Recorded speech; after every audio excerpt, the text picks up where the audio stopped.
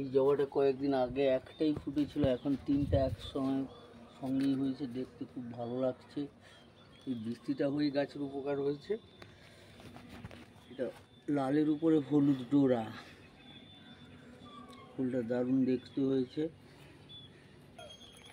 এই গাছটায় শুধু গোবর সার, খৈলের জল দেওয়া আছে, আর কোনো সার এখন পর্যন্ত দেইনি। জৈব সার দিব এর পরে, 2 সপ্তাহের পরে জৈব সার দেবো। এর পরের ফুলগুলো ফুটবে ঘিয়ে রঙের, সাদা ঘিয়ে, একটা ফুলের মধ্যে দুটোই রং হবে, এর মাঝখানেও থাকবে চকলেট রং, মোট 3টে রং থাকবে একটা ফুলের মধ্যে। এই গাছটা এই গরমের জন্য একটু ঝিমিয়ে গেছে, কুড়িগুলো এসেছিলো ঝরে গেছে। এরপরের কুড়িগুলো এলে এটাও দারুণ হবে, একই সার ওষুধ একই দাঁড়ায় যাচ্ছে। আর ওর মাঝখানে কিছু পুঁই গাছ লাগিয়ে দিয়েছি, পুঁই গাছগুলোও হয়ে যাবে একসঙ্গে। এরকমই করবেন, ভালোই হবে। খেয়াল রাখতে হবে পোকা আসছে কিনা, দই পোকা বলে একটা পোকা, ওই পোকাটাকে লক্ষ্য রাখবেন।